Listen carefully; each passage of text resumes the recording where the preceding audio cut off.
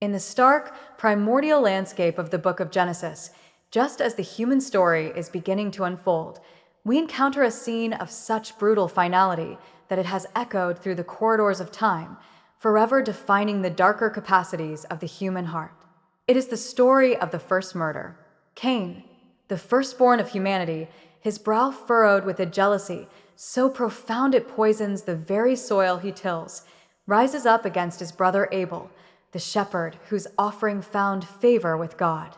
In a field, away from the sight of their parents, the unthinkable happens. Blood cries out from the ground, and the human family is irrevocably broken. In the aftermath of this crime, God confronts Cain, and a curse is pronounced. He is to be a fugitive and a wanderer on the earth, exiled not only from his home but from the very presence of the Lord. And then, in the midst of this desolate narrative, the text of Genesis, with an almost casual, offhand tone, drops a detail that has sparked one of the oldest and most persistent questions in the history of biblical interpretation. In the fourth chapter, verses 16 and 17, we read, "Then Cain went away from the presence of the Lord and settled in the land of Nod, east of Eden. Cain knew his wife, and she conceived and bore Enoch. And he built a city." We are forced to stop. A wife. Where did Cain get a wife? If the preceding narrative is to be taken as it is presented, the entire population of the earth at that moment consisted of exactly three people: Adam, Eve, and their murderous son, Cain. Who, then, is this mysterious, unnamed woman who appears out of nowhere in a desolate land? And who are the inhabitants of this land of Nod? Who provided the labor and the population for this city that Cain supposedly built? For millennia, this question has been the quintessential gotcha question, the apparent contradiction brandished by skeptics as proof positive of the Bible's unreliability. It seems to be a glaring plot hole in the foundational story of human origins, a logical paradox that threatens to unravel the entire narrative of Adam and Eve as the sole progenitors of all humanity. This is more than just a trivial puzzle. It strikes at the very heart of core theological doctrines, from the unity of the human race to the nature of original sin.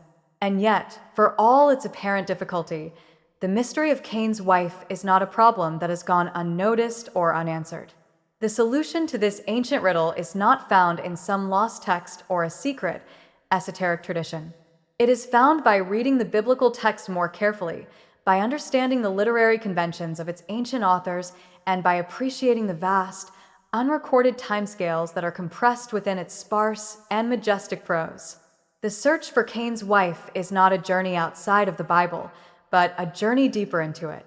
It is an investigation that forces us to confront our own modern assumptions and to read an ancient text on its own terms. It requires us to peel back the layers of tradition, to sift through the logic of theologians, and to understand that the Bible often provides its answers not in explicit, itemized lists, but in the subtle implications of its narrative and the overarching coherence of its grand story. The question of Cain's wife, far from being the fatal flaw that unravels the tapestry, is in fact a single, crucial thread that, when pulled, reveals the intricate and masterful design of the whole. To embark on the quest for Cain's wife, we must first immerse ourselves in the unique and often strange world of the opening chapters of Genesis. This is not the world of modern historiography or scientific treatises. It is a world of profound beginnings, described in a language that is at once simple and immeasurably deep, a literary form that scholars call primeval history. The narratives of creation, the Garden of Eden, the fall, and the first family are not meant to be read as a minute-by-minute chronicle of events, like a modern news report. They are foundational, archetypal stories, written in a highly stylized and symbolic prose, designed to communicate timeless theological truths about the nature of God, the purpose of humanity, and the origin of sin and suffering. The literary style is famously laconic and sparse. The author of Genesis is not interested in providing exhaustive details. He is interested in making a series of profound theological points. The narrative is highly selective, focusing only on the events and characters necessary to advance its central theme, the story of God's covenant relationship with humanity. This means that vast amounts of information are simply omitted. We are not told what Adam and Eve looked like, what language they spoke, or what the full geography of their world entailed. The narrative is a series of brilliantly illuminated snapshots, with vast, dark spaces of unrecorded time and detail in between. Within this world, the first family is presented as the microcosm of all humanity. Adam, whose name in Hebrew, Adam, is directly related to the word for ground or earth, Adamah, and is also the generic word for mankind, represents the whole of the human race. He and Eve are the archetypal parents, the federal heads from whom all subsequent generations will spring. Their story in the garden is the story of humanity's original state of innocence and intimate communion with the Creator. The introduction of the serpent, the temptation, and their disobedience, the act of eating from the one forbidden tree, is the Bible's profound and enduring explanation for the state of the world as we know it. The fall is not merely a single mistake, but a fundamental reorientation of the human will away from God and toward the self, resulting in a fractured relationship with God, with each other, with creation, and within themselves. They are exiled from the garden, from the immediate presence of God, and the stage is set for the unfolding drama of human history in a fallen world. It is into this world of exile, a world of hard labor and pain in childbirth, that their two sons are born. Cain, the firstborn, is a tiller of the ground, a man whose identity is tied to the very earth that was cursed because of his parents' sin. Abel is a keeper of sheep, representing a different mode of existence, perhaps one more reliant on the direct provision of God. The text presents them not just as two brothers, but as the progenitors of two competing ways of life, two different responses to God in a post-Eden world, a conflict that will tragically erupt into the first act of human-on-human violence. Understanding this literary and theological context is absolutely crucial. When we ask, where did Cain's wife come from? We are asking a question of a text whose primary purpose is not to provide a comprehensive census of the early human population, but to trace the theological trajectory of sin and grace as it begins to work its way through the first human family. The answer, therefore, must be sought within the logic and the stated assumptions of this unique and foundational text. The story of Cain and Abel, recounted in just a few short verses in Genesis chapter 4, is a masterpiece of psychological and theological depth. It serves as the paradigm for all subsequent human conflict, tracing the insidious progression of sin from an internal state of mind to a catastrophic act of violence. The narrative begins, in the course of time, a phrase that suggests an undefined period has passed since the family's exile from Eden. The two sons have grown into men, each with his own vocation. The conflict is initiated by an act of worship. Both brothers bring an offering to the Lord. Cain, the farmer, brings an offering of the fruit of the ground. Abel, the shepherd, brings the firstborn of his flock and of their fat portions. The text then states, with no explanation, that the Lord had regard for Abel and his offering, but for Cain and his offering he had no regard. The reason for this divine preference has been the subject of endless debate.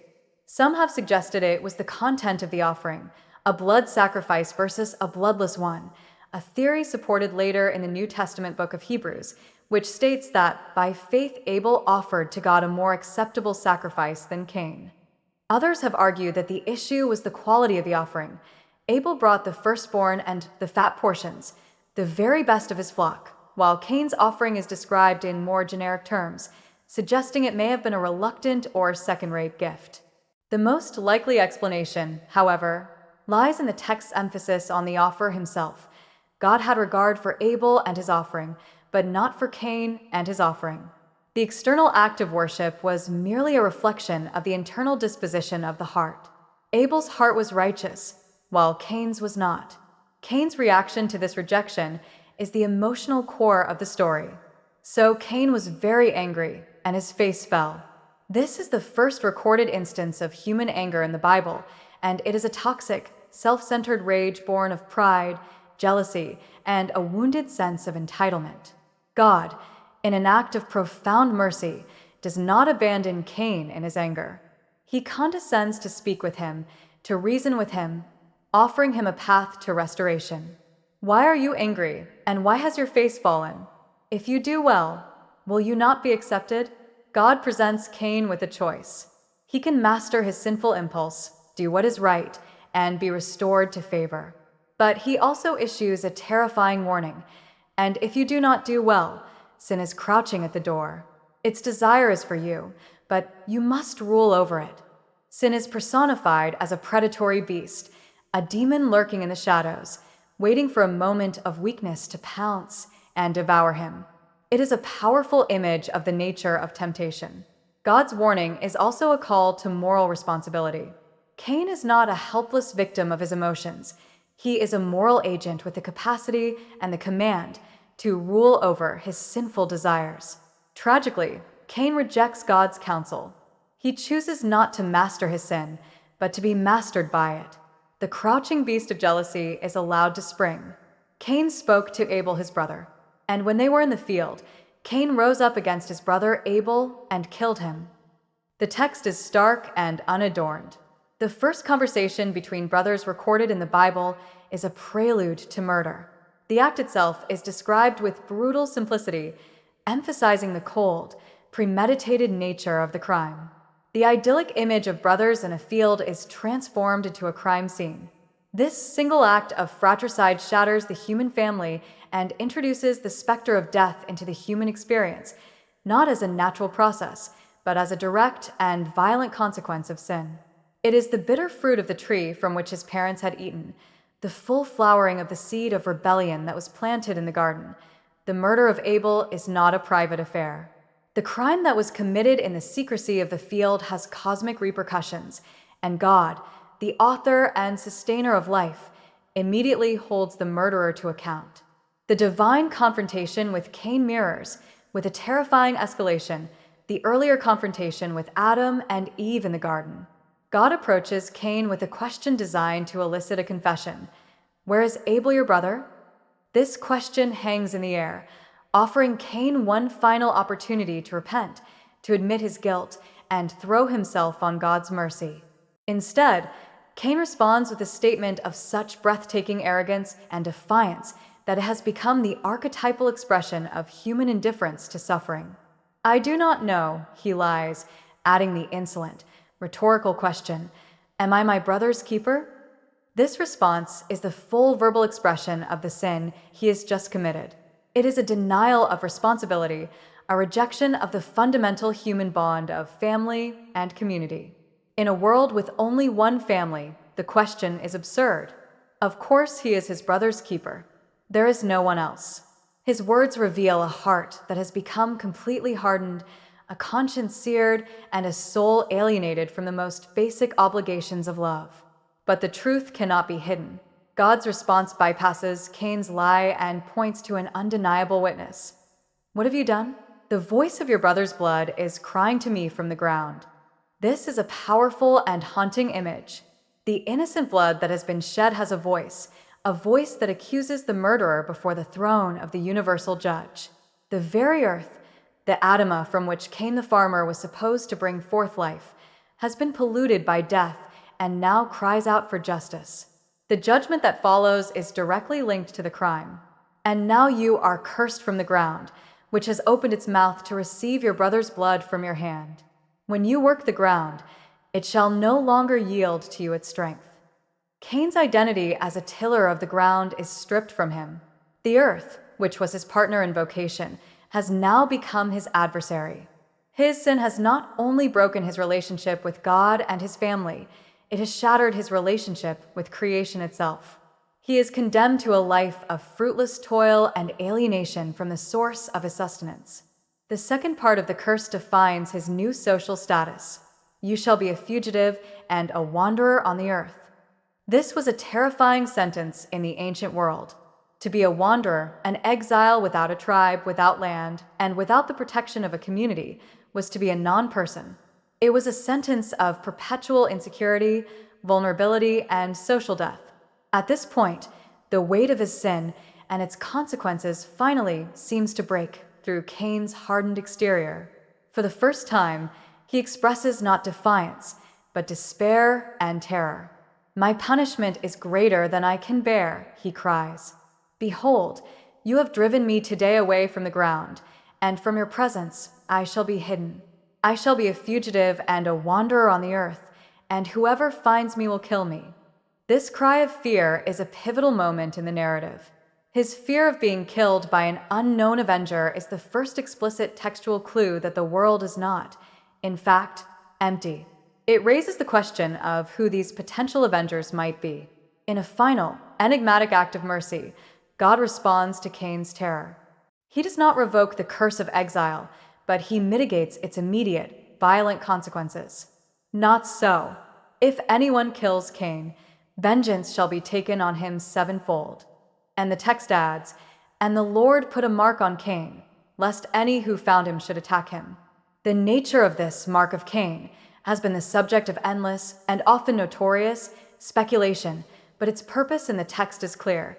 It is a sign of divine protection, a strange and terrible token that even the first murderer is not beyond the reach of God's sovereign, if mysterious, grace. He is cast out, but he is not utterly abandoned.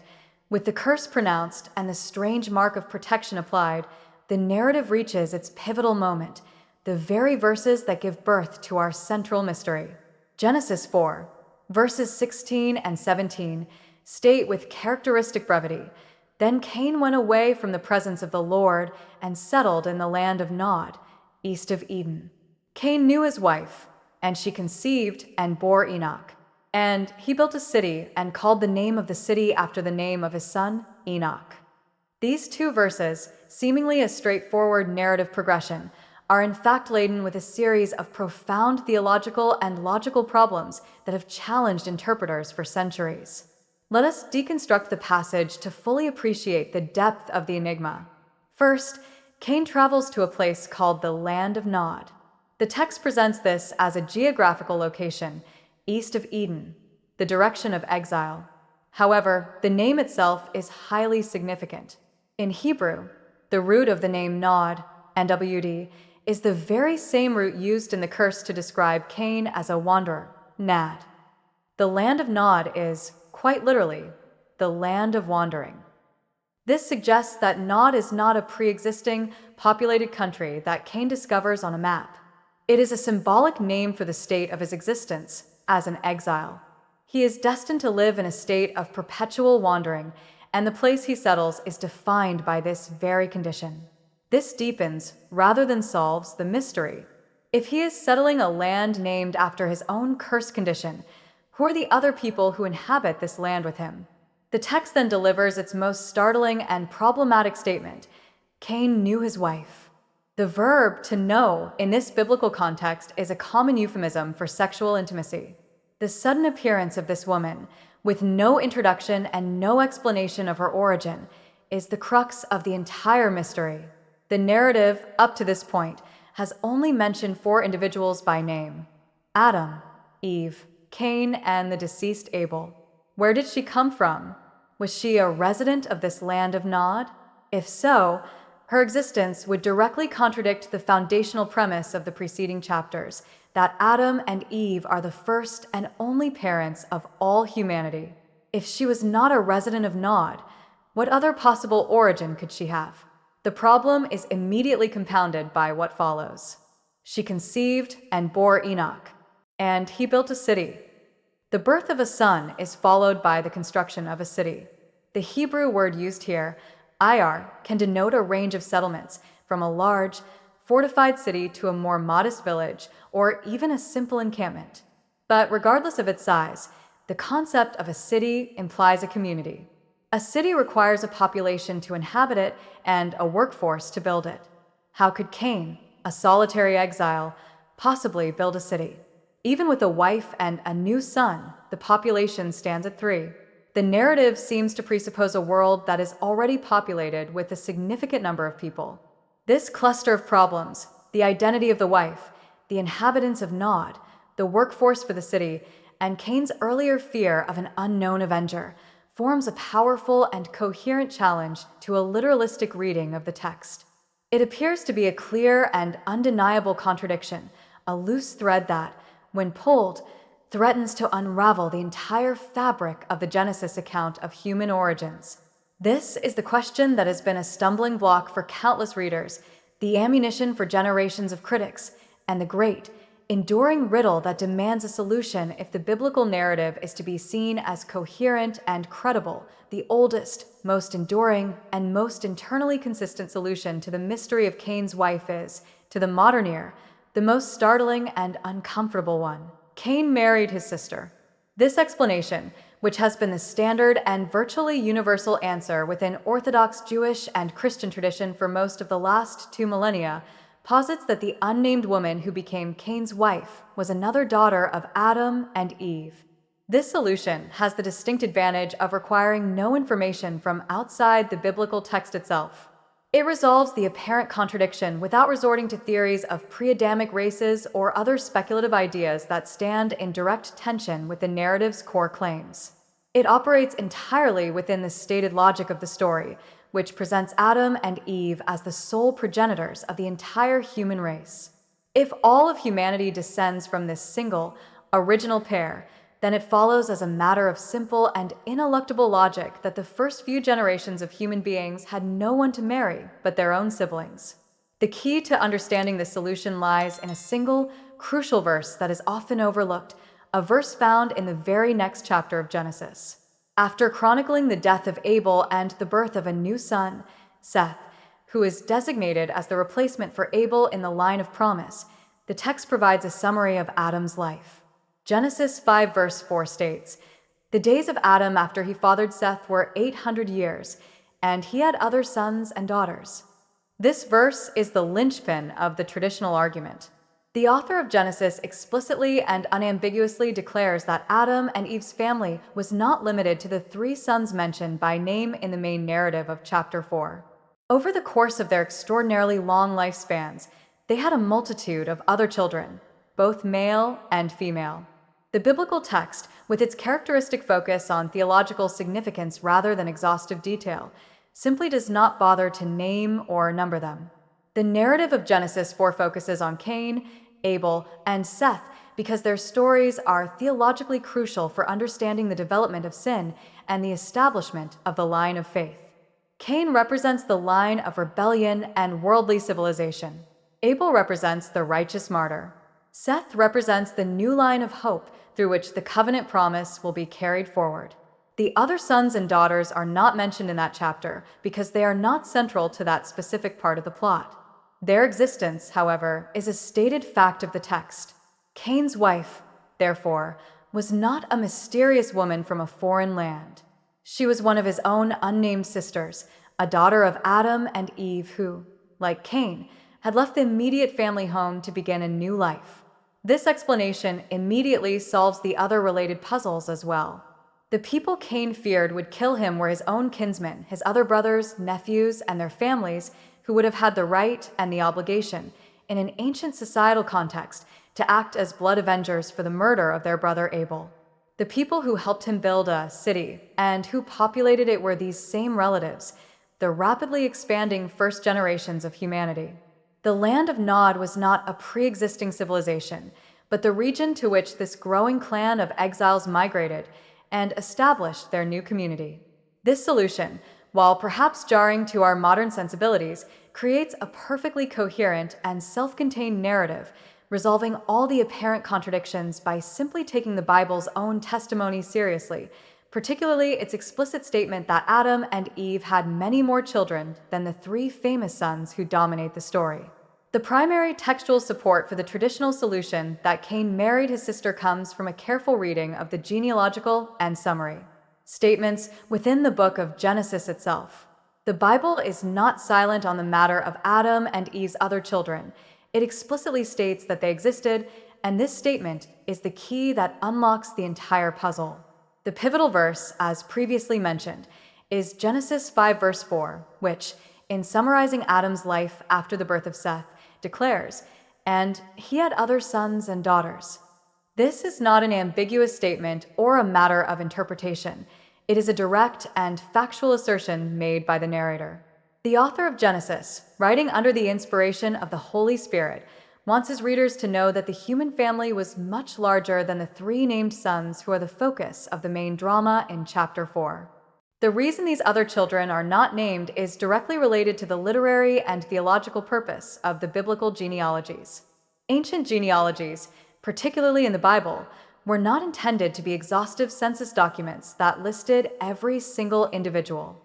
They were highly selective, carefully curated documents designed to serve a specific purpose, which was typically to trace a line of inheritance, royal succession, or, most importantly in Genesis, the sacred lineage of the covenant promise.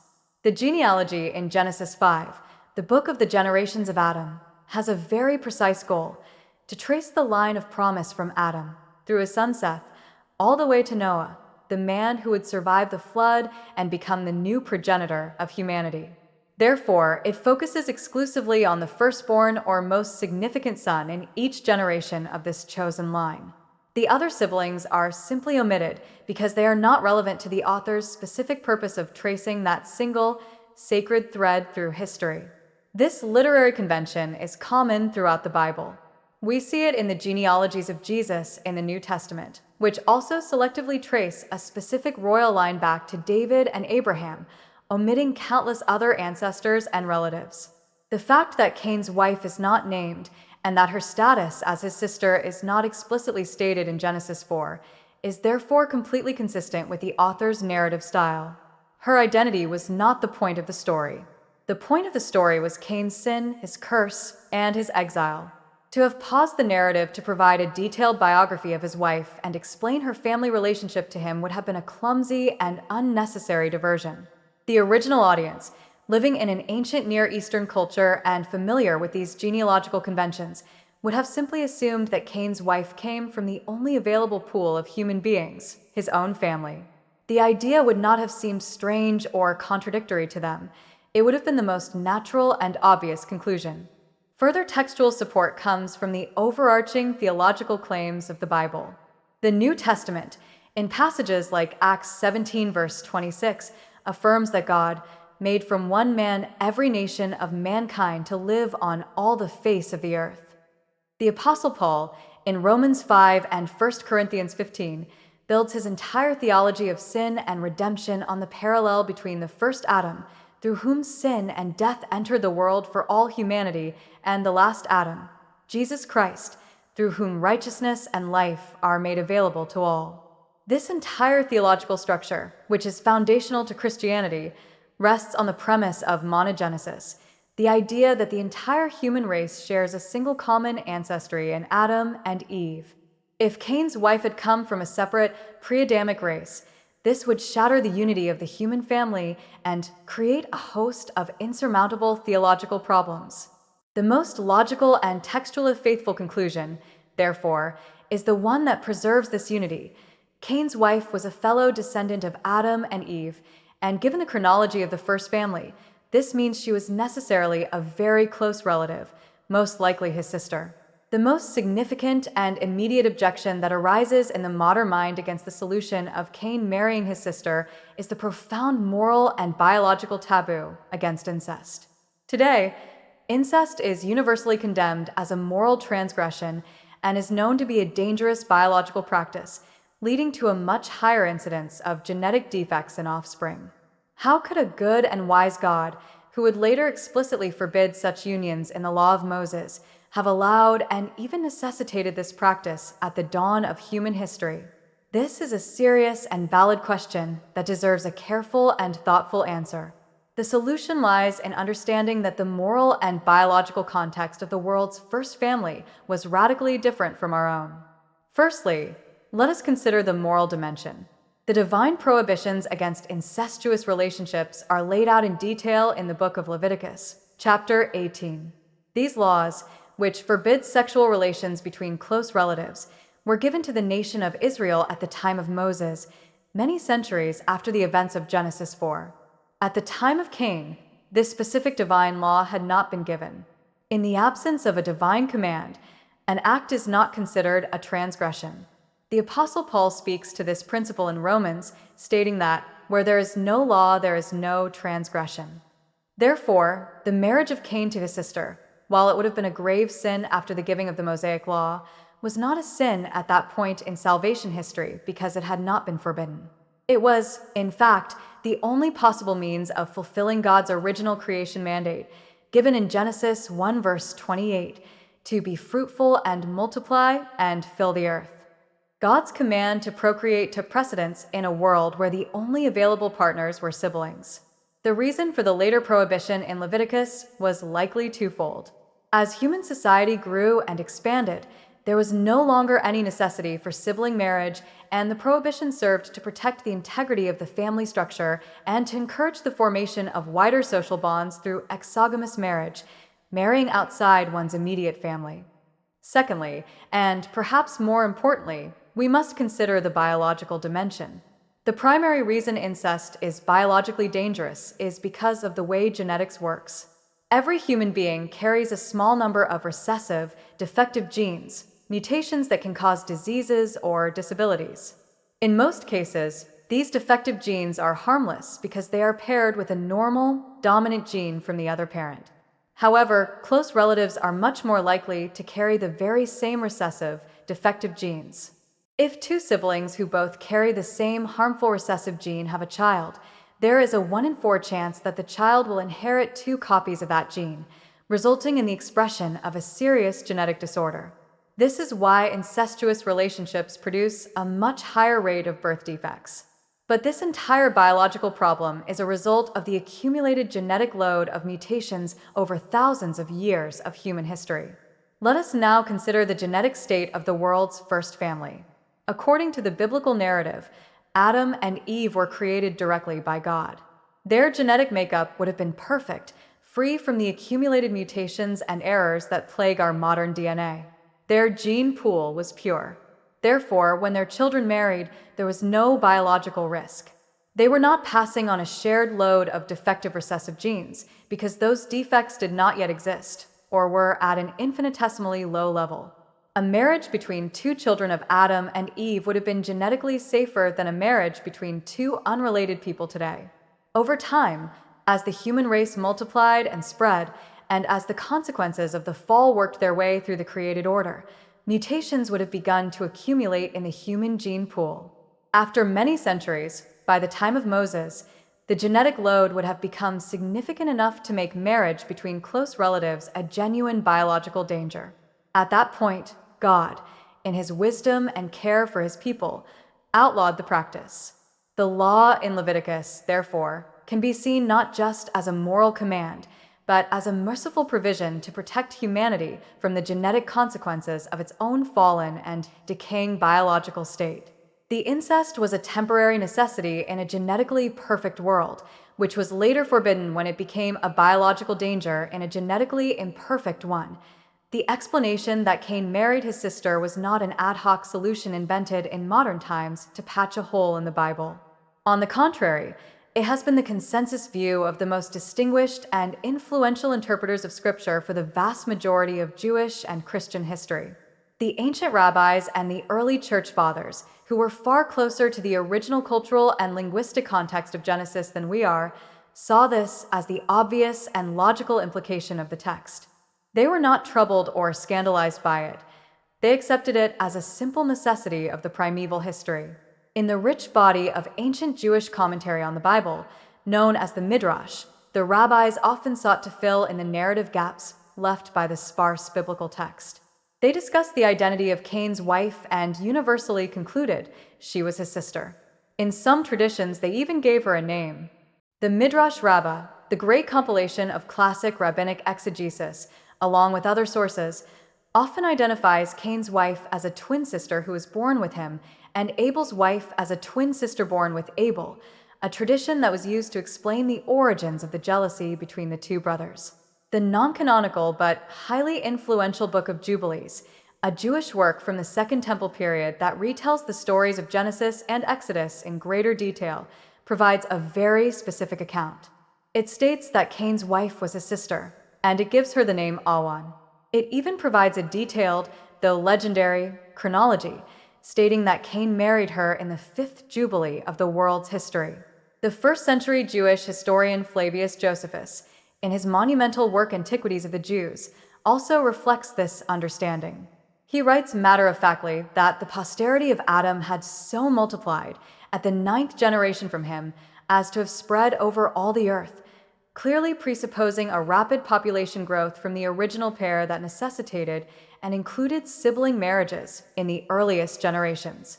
When we turn to the early Christian tradition, we find the same unanimous consent. The Church Fathers, the great theologians who shaped the course of Christian doctrine in the first few centuries, saw this question as simple to resolve.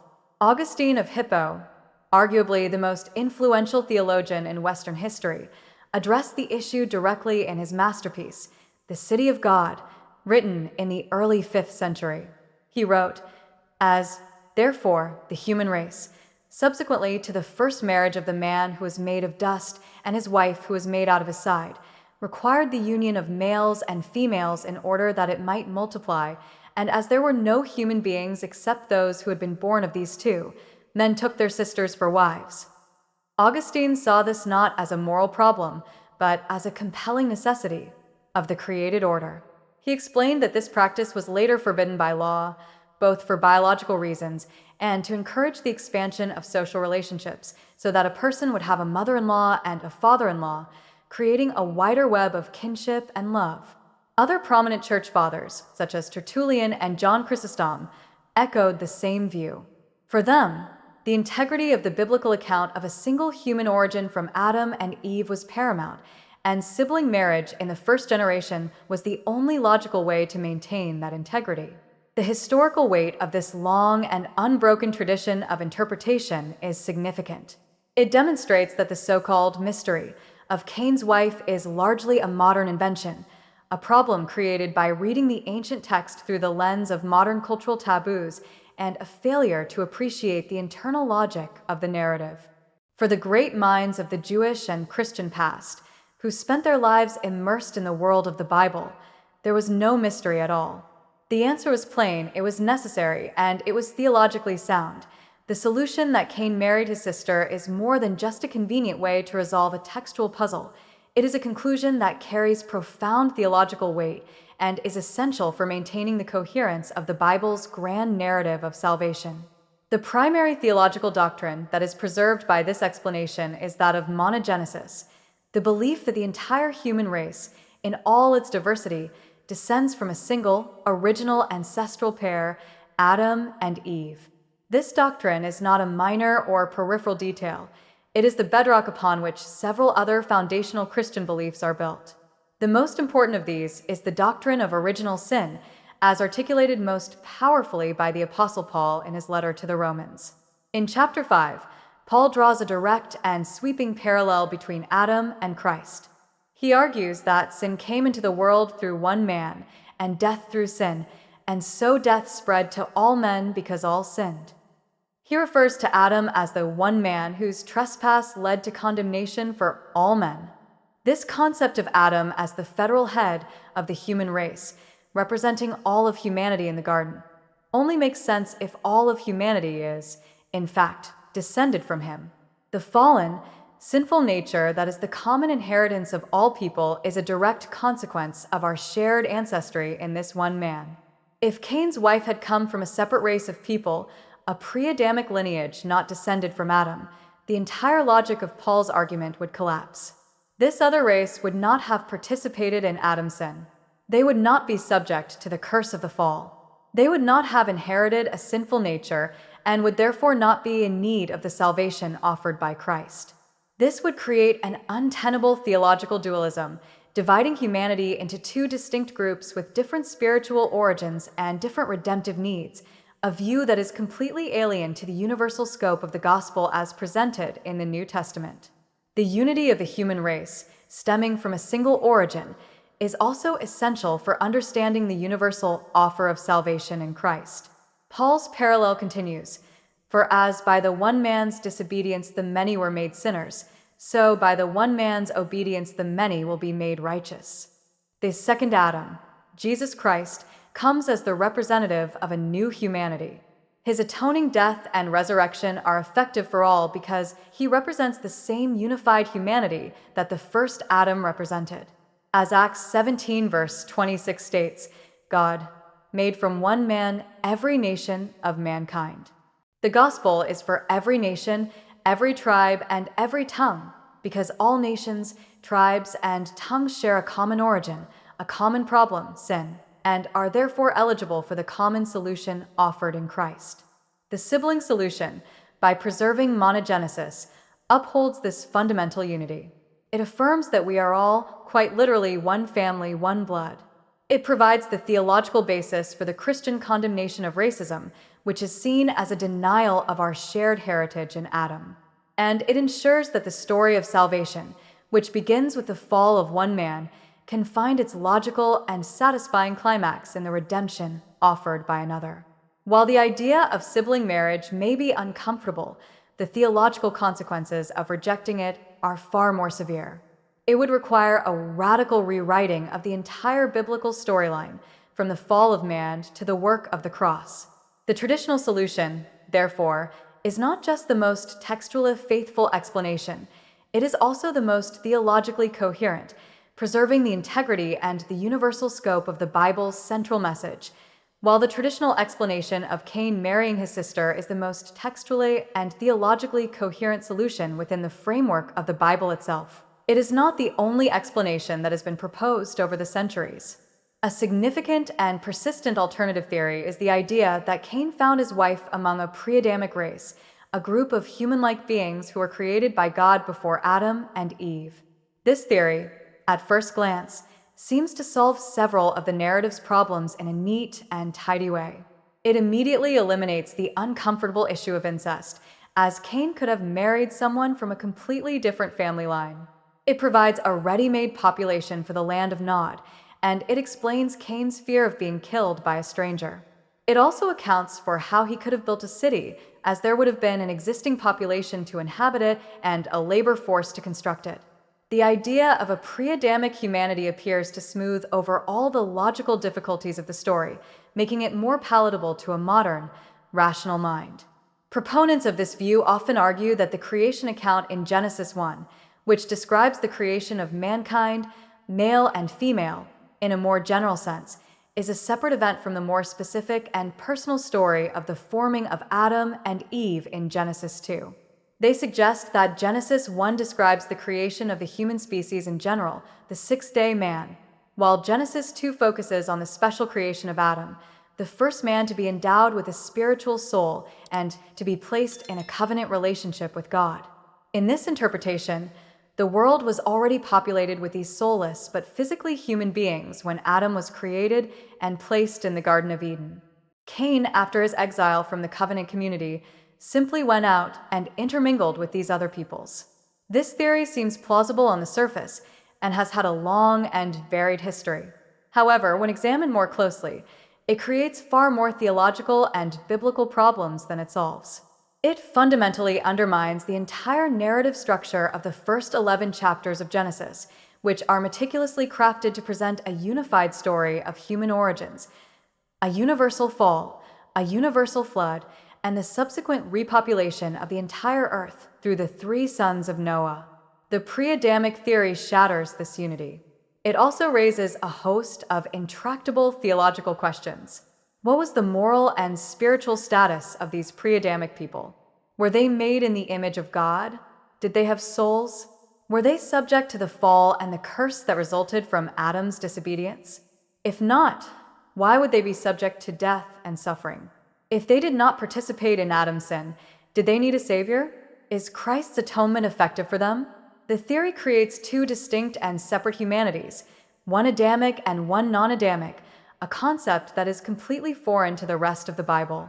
The New Testament writers, particularly the Apostle Paul, seem to have no knowledge of such a divided humanity. Their theology is predicated on the universal impact of Adam's sin and the universal offer of Christ's salvation, which presupposes a unified human origin. Therefore, while the pre-Adamic theory offers an appealingly simple solution to the logistical puzzles of Genesis 4, it does so at the cost of dismantling the entire theological architecture of the Bible. It is a classic case of an explanation that solves a minor local problem by creating a major global one, the theory of a pre-Adamic race, while seemingly a modern solution to a biblical puzzle, actually has a long and often troubled history. The idea of multiple origins for humanity, or polygenism, has surfaced in various forms throughout the last 2 millennia, often for reasons that were more philosophical or political than purely exegetically. One of the earliest known proponents of a form of pre-Adamism in the Christian era was the 17th century French Calvinist thinker and scholar Isaac La Pereire. In 1655, he anonymously published a book titled Pre-Adamity, Men Before Adam, in which he argued that the Bible itself contained evidence for a creation of Gentile peoples that predated the creation of Adam, who he believed was merely the first Jew. La Pereire arrived at this conclusion not primarily from Genesis, but by trying to reconcile the biblical chronology with the newly discovered histories of ancient civilizations like Egypt and China, whose timelines seemed to stretch back further than a literal reading of the Genesis genealogies would allow. He also used the theory to explain the problem of Cain's wife. His book was immediately condemned as heresy by both Catholic and Protestant authorities, and he was arrested and forced to recant. However, the seed of the idea had been planted in the modern Western mind. The theory gained new life and a much darker purpose during the 18th and 19th centuries, the height of the European colonial era and the transatlantic slave trade. The rise of modern science and the discovery of immense human diversity across the globe led to the development of theories of polygenism, which posited that the different human races were, in fact, different species with separate origins. This view was championed by prominent thinkers like Voltaire, and it was used to provide a scientific and often pseudo-biblical justification for racism and slavery. Thinkers in the American South, for example, adopted polygynous theories to argue that the African race was a separate and inferior creation, not descended from Adam, and therefore not fully human in the same way as the white race. In this ugly context, the story of Cain's wife was often co-opted. The pre-Adamic race from which Cain found his wife was identified with the non-white races, thereby excluding them from the Adamic lineage and its promise of salvation. The mark of Cain itself was, for a time, grotesquely misinterpreted by some as the origin of black skin, a heretical and racist idea that has been thoroughly and rightly discredited, but which caused immense damage. This historical association with racism is one of the most significant reasons why the pre-Adamic theory has been so strongly rejected by mainstream Christianity. It is seen as a dangerous path that, while it may begin with an attempt to solve a simple textual puzzle, has historically led to the theological justification of oppression and the denial of the fundamental Christian doctrine of the unity and equality of all people before God. In more recent times, the pre-Adamic theory has been revived in a more sophisticated form by some theologians attempting to harmonize the Genesis account with the scientific consensus on human evolution, which posits that Homo sapiens emerged hundreds of thousands of years before the time frame suggested by a literal reading of the Bible. In this view, Adam and Eve are not the first biological humans, but the first humans to be endowed with a spiritual soul or to be called into a special covenant relationship with God. While this approach avoids the racist overtones of its predecessors, it still faces the same fundamental theological challenges regarding the scope of the fall and the unity of humanity that have led the vast majority of Christian thinkers throughout history to reject it in favor of the more textually and theologically integrated traditional solution. The profound theological difficulties presented by the pre-Adamic race theory have led to its rejection by the overwhelming consensus of Orthodox Christian thought. The core of this rejection lies in the fact that the theory fundamentally contradicts the explicit teachings of the New Testament, particularly the theology of the Apostle Paul, which is built upon the foundation of a single human origin and a universal fall from grace. The entire argument of Romans 5, one of the most important theological chapters in the entire Bible, is structured as a grand comparison and contrast between two representative figures, Adam and Christ. Paul presents Adam as the fountainhead of the old, fallen humanity, and Christ as the fountainhead of the new, redeemed humanity. The logic is one of corporate solidarity. Just as all of humanity was in Adam, and therefore participated in his sin and its consequence, which is death, so all who are in Christ participate in his righteousness and its consequence, which is eternal life. Paul's language is unequivocal and universal. He states that death spread to all men because all sinned in Adam, and that Adam's trespass led to condemnation for all men. This universal condemnation is the necessary backdrop for the universal offer of salvation. The free gift of grace in Christ is available to all because all are under the same condemnation. If there existed a race of people outside of the Adamic lineage, they would not be included in this all. They would not have fallen in Adam, they would not have inherited a sinful nature in the same way, and they would not be subject to the same condemnation. This would not only invalidate Paul's entire argument in Romans 5, but it would also raise the question of why Christ's atonement would be necessary or even applicable to them. The gospel, as Paul presents it, is a remedy for a specific, universal human predicament that has its origin in the historical act of a single man. The pre-Adamic theory dissolves this universal predicament and thereby compromises the universal scope of the solution. Furthermore, the pre-Adamic theory struggles to make sense of the biblical narrative of creation and the image of God. Genesis 1 verse 27 states that God created mankind, Adam, in his own image, male and female, he created them. The pre-Adamic theory, in some of its forms, is forced to argue that the people created in Genesis 1 were a different group from the Adam of Genesis 2, and that perhaps only Adam was truly created in the spiritual image of God. This creates a hierarchy within humanity, some who are in God's image and some who are not, that is alien to the biblical worldview, which affirms the inherent dignity and value of every human life as a bearer of the Imago Dei. The story of the flood also becomes deeply problematic. The narrative in Genesis 6-9 is presented as a universal judgment upon a world filled with wickedness, a judgment from which only one family, Noah's, is saved. The text states that all flesh died that moved on the earth, and that Noah and his family were the sole survivors from whom the entire earth was repopulated. A pre-Adamic theory would have to argue that the flood was merely a local event that did not affect other races of people living elsewhere in the world, a reading that stands in direct tension with the universal language and the theological purpose of the flood narrative as a complete decreation and recreation of the human world. In short, the pre-Adamic theory, in its attempt to solve a single, minor exegetically puzzle in Genesis 4, creates a cascade of major theological and narrative inconsistencies that ripple through the rest of the Bible. It is a solution that tears the fabric of the sacred text in order to patch a single, small hole. This is why the historic Christian faith has consistently chosen the more challenging but ultimately more coherent path of affirming the unity of human origins, accepting the temporary necessity of sibling marriage at the dawn of history as the price of maintaining a consistent and universal story of the fall and redemption of all humankind.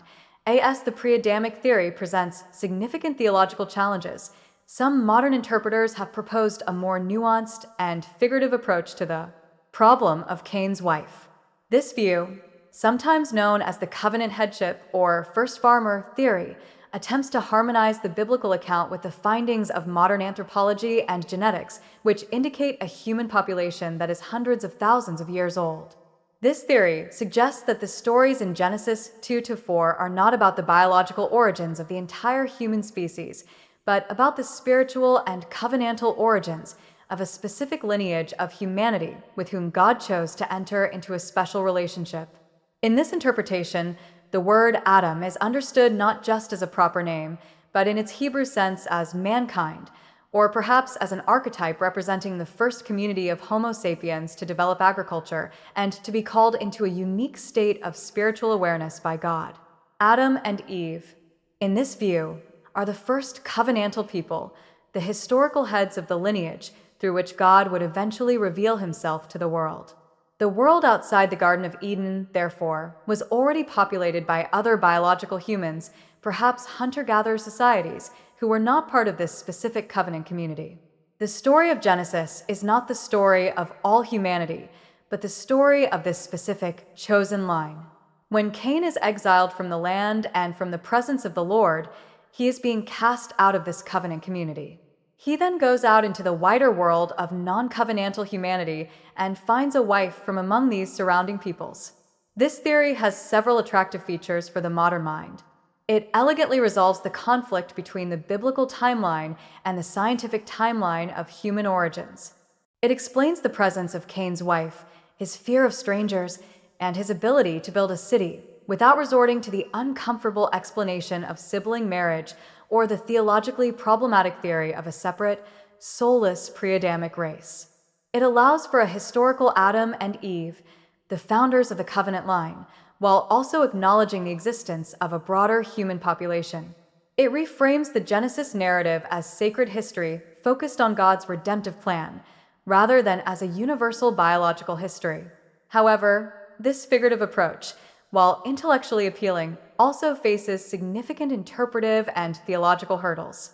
The primary challenge is that it requires a reading of Genesis that seems to differ from how the biblical text presents itself and how it was understood by its subsequent authors, particularly in the New Testament.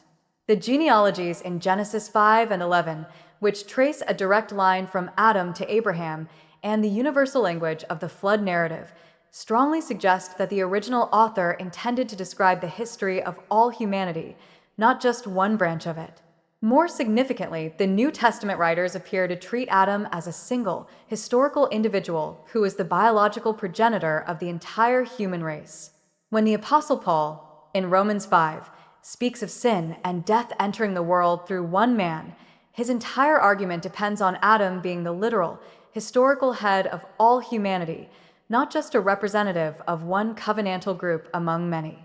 Similarly, Luke's genealogy of Jesus in his gospel traces Jesus' lineage all the way back past Abraham and Noah to Seth, the son of Adam, the son of God, presenting an unbroken physical lineage that seems to preclude the idea of a broader, non-Adamic population.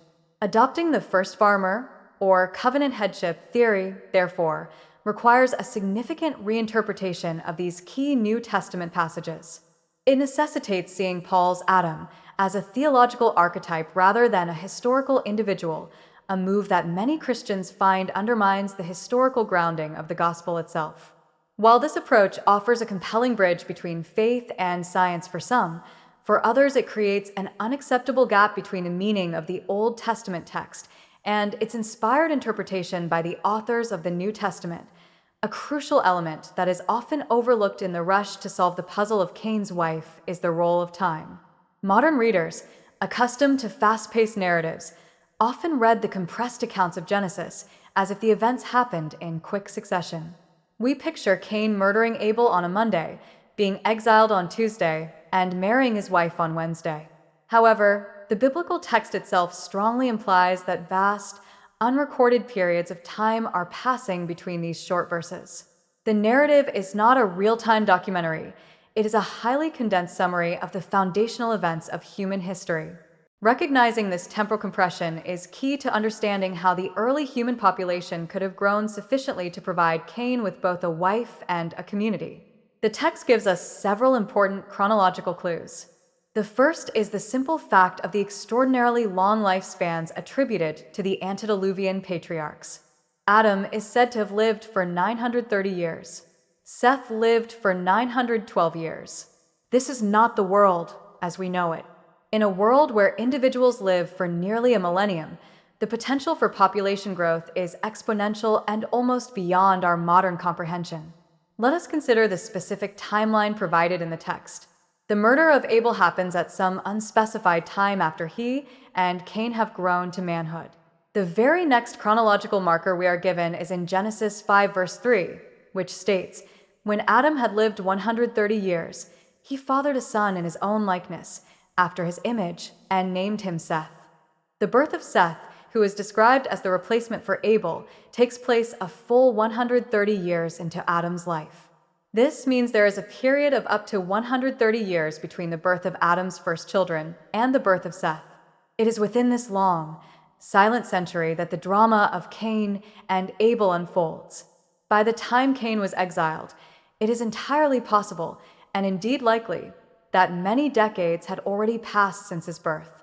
During this time, according to Genesis 5 verse 4, Adam and Eve were continuously having other sons and daughters. In 100 years, the first family could have easily grown into a large clan. If Adam and Eve had, for example, a new child every few years, they could have had dozens of children by the time Cain was exiled. These children would have, in turn, begun to marry among themselves and have their own children, who would also have begun to have children. Given the long lifespans, multiple generations could have been alive at the same time, all descending from Adam and Eve. Therefore, by the time Cain went to the land of Nod, the world's population was not 3. It could have been hundreds or even thousands of people. The pool of available spouses for Cain was not limited to his full sisters. It could have included younger sisters born long after him, or, even more likely, nieces or grandnieces. The wife he knew in the land of Nod may have been a relative he had never met, a descendant of one of his many other siblings who had already migrated away from the original family home. The passage of this vast amount of time also explains Cain's fear of an avenger and his ability to build a settlement. The "whoever finds me" refers to the extended family, the clan of Adam, who would have been dispersed across the region and who would have had the societal obligation to seek justice for Abel's murder. The city he built was likely a settlement founded with and for members of his own growing family, his wife, his children, and his grandchildren, as well as perhaps other siblings and their descendants who chose to cast their lot with him in exile. The mystery, therefore, begins to dissolve when we abandon our modern sense of time and embrace the vast, patriarchal chronology of the text itself. The problem is not a lack of people, but a failure of our imagination to grasp the scale of time and the potential for population growth that the narrative itself presents. Another crucial layer to understanding the context of Cain's wife is to appreciate the specific literary function of the genealogies in the book of Genesis and, indeed, throughout the ancient Near East. When modern readers encounter the long lists of begots in the Bible, we tend to see them as dry, tedious, and largely irrelevant appendices to the more interesting stories. We are accustomed to thinking of family trees as comprehensive documents, meant to include every single relative. But this is not how ancient genealogies worked. They were not intended to be exhaustive census records, but rather purposeful and highly selective theological documents. Their primary function was not to record everyone who lived, but to trace a particular line of descent that was considered significant for reasons of inheritance, royalty, priesthood, or, in the case of Genesis, covenantal promise. The genealogies in Genesis are the structural backbone of the book, the thread that stitches the disparate stories together into a single, coherent narrative. They serve to demonstrate the unbroken chain of God's covenant faithfulness from the creation of the world to the formation of the nation of Israel. The great genealogy in Genesis 5, the line of Seth, is a perfect example of this. Its purpose is to show how the line of the seed of the woman, promised in Genesis 3 verse 15, was preserved through the generations, from Adam to Noah. It does this by focusing on a single, significant son in each generation. It tells us that Adam fathered Seth, Seth fathered Enosh, Enosh fathered Kenan, and so on. It completely ignores all the other children in each of these families. Seth was not Adam's only other son, but he was the son who carried the line of promise. The text explicitly states that Adam had other sons and daughters, but they are genealogically irrelevant for the author's specific purpose, so they are not mentioned in the list. This principle of selectivity is the key to understanding the absence of Cain's wife from the main narrative. She, along with dozens or even hundreds of other early human beings, is simply not part of the story the author is trying to tell. The author's focus in Genesis 4 is on the origin of sin and the establishment of two spiritual lineages, the rebellious line of Cain, which culminates in the violent Lamech, and the righteous line of Seth, which began to call upon the name of the Lord. The identities of the women are almost always secondary in these patriarchal genealogies unless they are essential to the plot, as in the case of the matriarchs Sarah, Rebecca, and Rachel. Cain's wife is simply Cain's wife. Her function in the story is to be the mother of Enoch, the next link in the chain of the line of Cain, a line that the author traces for a few generations to make a theological point about the development of human civilization apart from God, and then abandons completely. The Bible's silence about her name and origin is not a sign of a contradiction or a narrative flaw. It is a sign of its disciplined, purposeful, and theologically driven method of storytelling. The question of her identity, which seems so pressing to us as modern readers, was simply not a question that the original author felt was necessary to answer. He had provided all the necessary information in Genesis 5 verse 4 for his audience to deduce the answer for themselves, and having done so, he moved on to the matters he considered to be of true and lasting importance. While the canonical biblical text itself provides all the necessary clues to solve the mystery of Cain's wife, it is both fascinating and instructive to see how ancient Jewish interpreters, living much closer to the world of the text, understood and elaborated upon this story. Extra-biblical Jewish literature from the Second Temple period and beyond, while not considered inspired scripture, serves as a form of ancient commentary, revealing how early readers filled in the narrative gaps and resolved the apparent difficulties of the Genesis account. These texts show a consistent and unproblematic acceptance of the sibling marriage solution, often providing specific names and details to flesh out the sparse biblical narrative. The most detailed and influential of these accounts is found in the Book of Jubilees, a work from the 2nd century BCE that retells the stories of Genesis and early Exodus, organizing them into a strict chronology of 49-year Jubilee periods. Jubilees is intensely interested in chronology and lineage, and it provides a very specific answer to our question. It states that in the 3rd Jubilee, Adam and Eve had 2 daughters, Awan and Asherah. It then records that Cain took Awan his sister to be his wife, and she bore him Enoch at the close of the 4th Jubilee. It goes on to state that Seth later married his sister Asherah. The Book of Jubilees, therefore, presents a clear and straightforward picture. Adam and Eve's first children included 2 sons and 2 daughters, and the brothers married the sisters. This work was highly regarded in some ancient Jewish circles, and copies of it were even found among the Dead Sea Scrolls, indicating that this understanding of the first family was well established long before the time of Christ. The 1st century Jewish historian Flavius Josephus, writing for a Greco-Roman audience, also reflects this understanding of a rapid population growth from the original pair. In his Antiquities of the Jews, he explains that the reason for the long lifespans of the patriarchs was to allow them to have more children and to develop the sciences. He speaks of Adam having many children, and he calculates that the population had grown to a massive size by the time of the flood. His entire historical reconstruction is predicated on the idea that the first generations of humanity were born from Adam and Eve and multiplied through marriages between close kin. The vast body of rabbinic literature, including the Talmud and the Midrash, also assumes the sibling marriage solution. The rabbis debated the finer points. For example, as mentioned earlier, some traditions held that Cain and Abel were each born with a twin sister, and that the conflict arose because Cain desired to marry Abel's more beautiful twin. But the fundamental premise that the first wives were the first sisters was never in question. These extra-biblical traditions are significant not because they provide new, inspired revelation, but because they serve as a powerful historical witness. They demonstrate that for ancient Jewish readers who were steeped in the language and the thought world of the Hebrew Bible, the problem of Cain's wife simply did not exist. They read the statement in Genesis 4 that Cain knew his wife in the light of the statement in Genesis 5 that Adam and Eve had other sons and daughters, and they made the logical and necessary connection. The detailed stories and names they created, like Awan and Asherah, were their way of making the narrative more vivid and concrete, but the underlying solution was always the same. This ancient and consistent interpretive tradition provides strong confirmation that the sibling solution is not a modern invention or a desperate attempt to harmonize a contradictory text, but is, in fact, the original and most natural reading of the Genesis account. Having established the origin of Cain's wife, we can now turn our attention to the other elements of the narrative that seem to presuppose a populated world: Cain's exile to the land of Nod, and his building of the first city.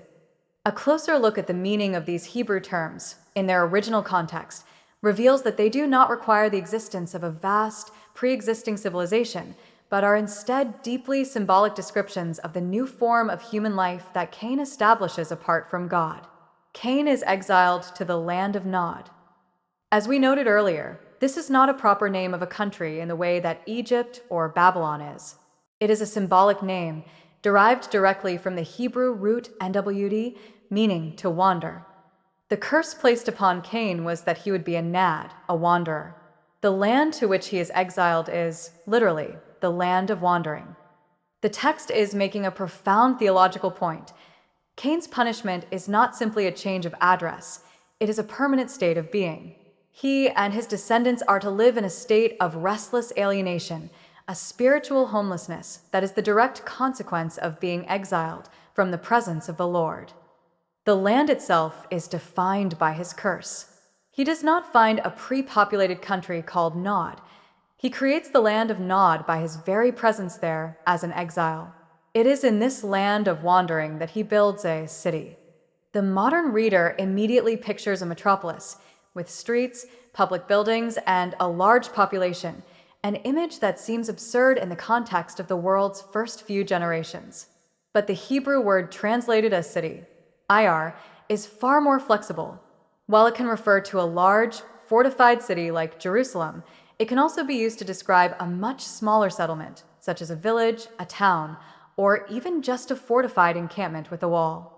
In the context of Genesis 4, the most likely meaning is that Cain established a permanent, protected settlement for himself and his growing family. The act of building this city is deeply significant. Cain, the wanderer who is cursed to have no stable relationship with the ground, immediately seeks to defy this curse by creating his own stability, his own security. He builds a wall, he establishes a fixed location, he creates a center of human power and ingenuity. This act is the first instance of human civilization in the Bible, and it is founded by the first murderer in a spirit of self-reliance and alienation from God. The city is then named after his son Enoch. This, too, is significant. He is not naming the city after God. He is naming it after his own offspring, cementing his own legacy and dynasty. The line of Cain, as it is traced in the subsequent verses, becomes the origin of various aspects of human culture and technology. Jabal is the father of those who dwell in tents and have livestock. Jubal is the father of musicians, and Tubal-Cain is the forger of all instruments of bronze and iron. The city of Cain is the wellspring of a human culture that is creative and innovative, but also, as the story of Lamech's vengeful boast demonstrates, increasingly violent and proud. This is deliberately contrasted with the line of Seth, which does not build a city. Instead, in the time of Seth's son Enosh, the text says that people began to call upon the name of the Lord. The author of Genesis is presenting his readers with two paths for humanity: the way of Cain, which founds the city of man based on self-reliance, technology, and human glory, and the way of Seth, which founds a spiritual community based on worship and dependence on God. The building of the city, therefore, is not a logistical problem requiring thousands of people. It is a theological statement about the nature of a fallen humanity's attempt to create its own security and meaning in a world of exile. With a clearer understanding of the biblical timeline and the nature of the first city, we can now return to Cain's cry of fear, the verse that seems to provide the strongest evidence for a populated earth. Whoever finds me will kill me.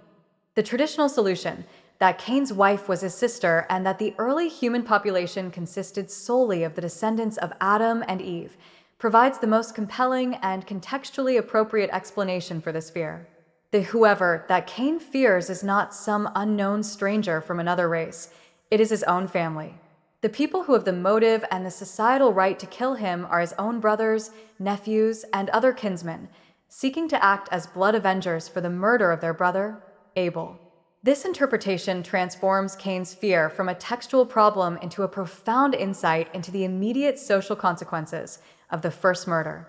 It reveals that the first human sin did not just create a vertical rift between humanity and God, it created an immediate horizontal rift within the human family itself. Cain's act of fratricide introduced the poison of vengeance and the cycle of violence into the heart of human society. He has reason to be terrified because he has unleashed the specter of the blood feud, a powerful and pervasive social dynamic in the ancient world. The concept of the Goel Haddam, the Avenger of Blood, was a formal institution in ancient Israelite society, later codified in the Law of Moses, for example, in Numbers 35. The closest male relative of a murder victim had the legal right and solemn duty to execute the murderer. This was not considered murder in itself, but an act of communal justice, a way of purging the land of the guilt of innocent blood. The story of Cain and Abel, therefore, can be seen as the archetypal origin story of this practice. Cain, having shed his brother's blood, logically and rightly fears that another brother will seek to shed his in return. His fear is a tacit admission of his own guilt and an acknowledgement of the justice of his potential fate. God's response to Cain's fear is therefore even more remarkable. By placing a mark on Cain and declaring that vengeance shall be taken on him sevenfold, if he is killed, God is intervening directly to halt this first cycle of retributive violence before it can begin. He is breaking the chain of the blood feud at its very first link. This act is a stunning display of divine mercy, but it is also a profound statement about the nature of justice. It indicates that justice and vengeance are ultimately God's prerogative, not man's. He takes the role of Cain's protector, not because Cain is innocent, but because God's purpose is not to allow his nascent human creation to immediately descend into a self-destructive spiral of tit-for-tat killing. The story of the Mark of Cain is not about protecting him from mythical strangers. It is about God's sovereign intervention to preserve the first human family from tearing itself apart. This interpretation fits perfectly within the broader narrative of Genesis and the rest of the Bible. The problem of human violence and the need for a just and merciful alternative to the endless cycle of vengeance is a central theme of Scripture. God's strange mercy to the first murderer sets the stage for a long story of divine patience and the eventual revelation of a different way, a way of forgiveness and reconciliation that will find its ultimate expression in the cross of Christ. The other people in the text, therefore, far from being a contradiction, are in fact the very point of this part of the story. They are the silent but powerful presence of the rest of the human family, the brothers and sisters whose existence is the source of Cain's terror and the object of God's protective intervention. After exploring the various textual clues, historical interpretations, and theological implications, we can now synthesize the evidence and propose the most coherent and satisfying solution to the ancient mystery of Cain's wife. The principle of Occam's razor, which suggests that the simplest explanation that accounts for all the evidence is usually the best one, points us directly back to the traditional view. Cain married a close female relative, most likely a sister or a niece, who was, like him, a direct descendant of Adam and Eve. This explanation has the immense virtue of being the only one that does not require us to make assumptions that stand outside of or in contradiction to the biblical text itself. Let us review how this single solution elegantly resolves all the interlocking puzzles of the narrative. First, it directly answers the question of the wife's origin. In a world populated solely by the descendants of Adam and Eve, as the text of Genesis 1-5 asserts, the first generations had no other option for marriage partners but their own close kin. The explicit statement in Genesis 5 verse 4 that Adam and Eve had other sons and daughters provides the necessary pool of candidates. Second, it explains Cain's fear of being killed. The potential avengers he fears are not members of some unknown race, but his own relatives, the brothers and nephews of the murdered Abel, who would have had the motive and the societal right to seek retribution. Third, it accounts for the population of the land of Nod and the construction of the first city. These other people were the rapidly multiplying descendants of Adam and Eve.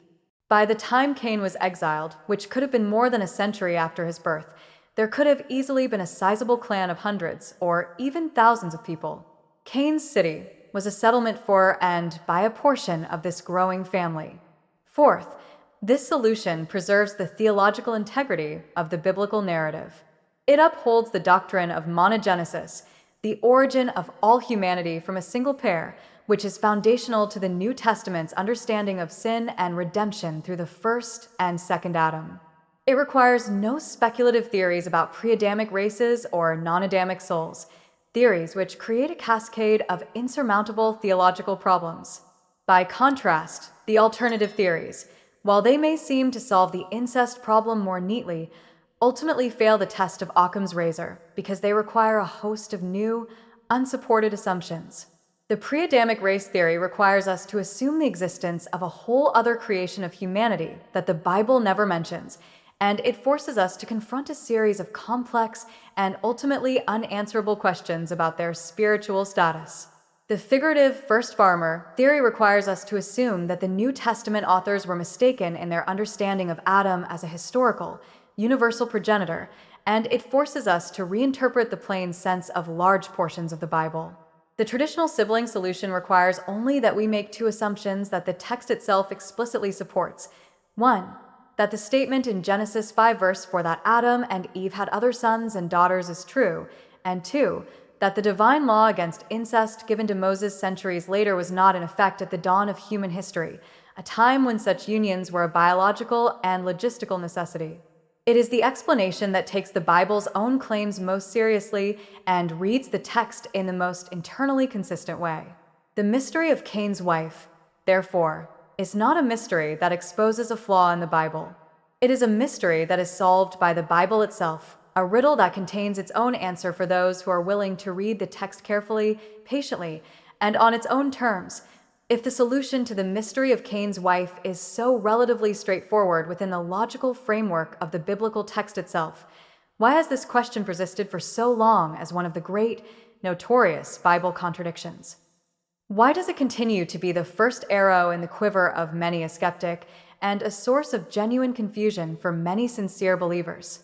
The answer, it seems, has less to do with the Bible itself and more to do with the modern reader. The mystery endures because we instinctively and often unconsciously impose our own modern assumptions, sensibilities, and literary expectations onto an ancient text that was written in a different world and for a different purpose. The first and most powerful of these assumptions is our profound and deeply ingrained cultural taboo against incest.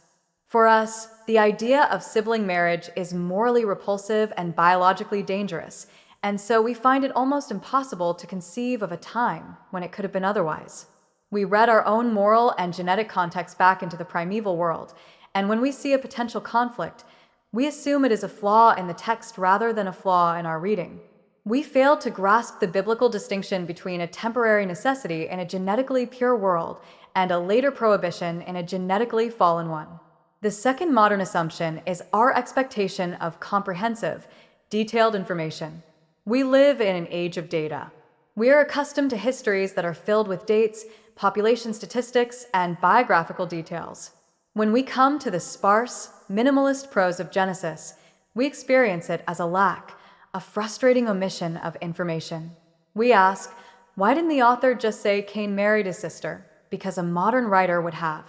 We fail to appreciate the literary conventions of ancient Near Eastern narrative, its theological focus, its selective use of detail, and its comfort with leaving obvious implications unstated. The original audience did not need to be told, because the conclusion was self-evident from the premises of the story. The third and perhaps most significant factor is the modern conflict between a literalistic reading of the Bible and the findings of modern science. The Genesis account of a single human origin a few thousand years ago stands in stark contrast to the scientific consensus of human evolution over hundreds of thousands of years from a broader population pool. For those who feel this conflict acutely, the story of Cain's wife becomes a focal point of attention.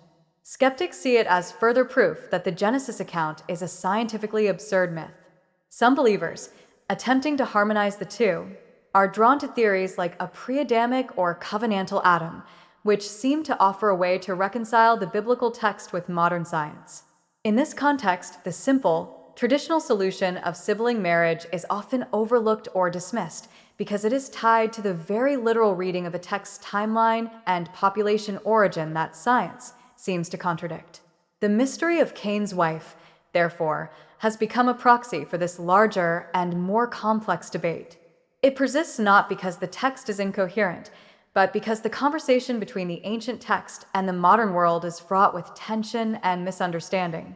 The question itself has become a cultural artifact, a symbol of the perceived clash between faith and reason, a gotcha question that has taken on a life of its own, detached from the careful and contextually sensitive reading that so easily resolves it. Having solved the logistical puzzle of her origins, we can now turn to a much deeper and more significant question. What is the theological meaning of Cain's wife? The fact that she is unnamed and almost completely undescribed in the biblical text is, itself, a powerful clue to her significance. Her importance in the narrative is not as an individual character, but as a symbolic figure who plays a crucial role in the unfolding story of humanity after the fall. She represents the continuation of the human race, even in its fallen and exiled state. She is the mother of the line of Cain, the matriarch of the city of man. Her union with the first murderer ensures that humanity will, in fact, be fruitful and multiply. But this multiplication will now take place east of Eden, away from the immediate presence of God. She is a pivotal figure in the outworking of God's common grace. Common grace is the theological concept that describes the goodness and mercy of God that is extended to all of humanity, not just to his chosen people. It is the grace that causes the sun to rise on the evil and the good, and the rain to fall on the just and the unjust. The story of Cain and his wife is a prime example of this. God does not strike Cain down for his sin. He does not render him sterile. Instead, he protects him with a mark and allows him to find a wife, to have a child, and to build a city. The line of Cain is allowed to flourish, to develop culture, music, and technology. This demonstrates that, even in judgment, God's underlying posture toward his creation is one of patient preservation. He does not abandon the human project, even when it is marred by horrific sin. Cain's wife is the silent vessel of this common grace, the means by which the line of the unrighteous is permitted to continue and to participate in the ongoing story of civilization. Her story is also inextricably linked to the great biblical theme of the two seeds, or the two lines, that emerges in Genesis 3 verse 15 with the promise of a conflict between the seed of the woman and the seed of the serpent. From the very beginning of the human story outside the garden, the author of Genesis presents two distinct spiritual lineages. There is the line of Cain, characterized by rebellion, self-reliance, violence, and the building of a human-centered civilization. And there is the line of Seth, which is characterized by worship and dependence on God, the line that began to call upon the name of the Lord. Cain's wife is the woman who helps to propagate the first of these lines. She is the mother of a lineage that, while culturally creative, is spiritually alienated from God. This is not to say that she or her children were irredeemable, but that they represent the trajectory of a humanity that is building its own kingdom in a land of wandering. Her role in the narrative, therefore, is profoundly theological. She is not just a solution to a logistical problem. She is a key figure in the Bible's unfolding diagnosis of the human condition.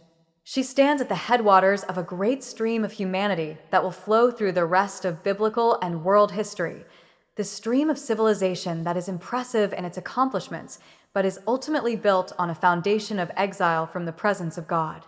She is the forgotten mother of the world as we know it, a world of great beauty and great danger, a world of cities and songs, but also a world that groans in its separation from its true home. The figure of Cain's wife, this unnamed woman who joins the first exile to become the mother of the city of man, can also be understood as the first note in a vast, symphonic theme that runs through the entire Bible, the theme of marriage, lineage, and the creation of a holy family for God. The biblical narrative is, in many ways, a divine romance, a story of God's relentless and often heartbroken quest for a bride, a people who will be exclusively and faithfully devoted to him. This grand story begins with the first marriage in the Garden of Eden. The union of Adam and Eve is presented as the archetype of all human marriage, a one-flesh union that reflects a deeper spiritual reality. It is the foundation of human society and the intended means for the flourishing of a righteous humanity in fellowship with God. But this first marriage is marred by the fall. Adam and Eve's shared disobedience introduces conflict and shame into their relationship, symbolized by their sudden awareness of their nakedness and their subsequent blaming of one another before God. The story of Cain's wife represents the second iteration of marriage in the Bible, marriage in a fallen world. It is a union that takes place east of Eden, in the land of exile. It is a pragmatic union, necessary for survival and procreation, but it is stripped of the idyllic innocence of the garden. It is a marriage that produces a lineage defined not by its fellowship with God, but by its self-reliant and ultimately violent civilization. This sets the stage for the rest of the Old Testament, where the theme of marriage is elevated to a powerful metaphor for the covenant relationship between Yahweh and the nation of Israel. The prophets, especially Hosea, Jeremiah, and Ezekiel, repeatedly describe Israel as the bride of the Lord. The covenant made at Mount Sinai is depicted as a marriage contract. Israel's idolatry, its turning to other gods, is therefore condemned not just as a legal transgression, but as an act of spiritual adultery, the unfaithfulness of a beloved wife to her devoted husband. The story of Israel in the Old Testament is the tragic story of a faithless bride and a long-suffering, faithful husband who, despite her repeated betrayals, continues to love her and promises to one day woo her back and restore her. This grand metaphor finds its ultimate fulfillment in the New Testament with the revelation of the Church as the bride of Christ. Jesus is presented as the divine bridegroom who has come to redeem a people for himself. The Apostle Paul, in his letter to the Ephesians, speaks of the profound mystery of marriage, explaining that it is a living symbol of the relationship between Christ and the Church. He writes that Christ loved the Church and gave himself up for her, that he might sanctify her so that he might present the Church to himself in splendor, without spot or wrinkle or any such thing. The entire sweep of salvation history culminates in the final chapters of the book of Revelation with the glorious image of the marriage supper of the Lamb. History ends not with a battle, but with a wedding. The redeemed people of God, the New Jerusalem, are seen coming down out of heaven from God, prepared as a bride adorned for her husband. In this grand theological context, the small, quiet figure of Cain's wife finds her place. She stands at the very beginning of the story of earthly marriage in a fallen world. She is the matriarch of a humanity that builds its own cities and seeks its own glory. Her namelessness and her association with the exiled line of Cain serve as a stark and poignant contrast to the ultimate destiny of the redeemed people of God, the glorious and named bride who will one day be united with her heavenly bridegroom in a restored creation. Her story is a quiet but essential reminder of the world, east of Eden, from which that final, glorious bride must be rescued and redeemed. In the end, the mystery of Cain's wife reveals far more than it hides. The question that has been used for centuries as a challenge to the credibility of the Bible turns out to be, upon closer inspection, an invitation to a much deeper and more authentic engagement with the sacred text. It is a mystery that is not, in the final analysis, a flaw in the narrative, but a deliberate feature of its profound literary and theological artistry. Its very existence forces us, as modern readers, to shed our own cultural and literary prejudices and to learn to read an ancient text on its own terms. It compels us to recognize the sparse and purposeful nature of the Genesis author's style, to understand the theological function of its genealogies, and to appreciate the vast, compressed timescales that underpin its primeval history. The search for this enigmatic woman forces us to become better and more careful readers of the Bible. The resolution of the mystery, which lies within the text's own affirmations about the multiplicity of Adam and Eve's children, teaches us a crucial lesson about biblical interpretation. Often, the answers to so-called contradictions are not hidden in some obscure external source, but are waiting to be discovered in the plain sense of the scripture itself, if we are only patient enough to connect the dots. More than just a lesson in exegesis, the story of Cain's wife serves as a powerful lens through which we can view the grand themes of the entire biblical narrative. Her silent presence at the dawn of civilization east of Eden illuminates the Bible's profound diagnosis of the human condition. She is the mother of a humanity in exile, a humanity that is still blessed with God's common grace to be creative and to build, but is also fundamentally alienated from its true source of life. Her story sets the stage for the Bible's central drama, the tale of two cities, the city of man founded by Cain and the city of God sought by the line of Seth, a conflict that will find its ultimate expression in Augustine's city of God and its final resolution in the New Jerusalem of Revelation. The question that begins as a simple, logical puzzle, where did she come from, ultimately leads us to the very heart of the Bible's message about sin, exile, judgment, and the strange and persistent mercy of God. It reminds us that the biblical story is not a sanitized account of perfect heroes, but a brutally realistic portrayal of a broken human family, a family that God, in His sovereign grace, chooses not to abandon, but to patiently and lovingly guide toward an ultimate, though distant, redemption. The unnamed wife of the first murderer, far from being a problematic footnote, is an essential character in this story.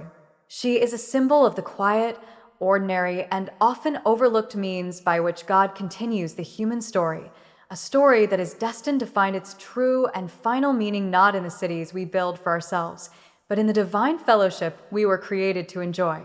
The mystery, in the end, is a gift, a doorway that seems at first to lead out of the text in confusion, but which, when entered,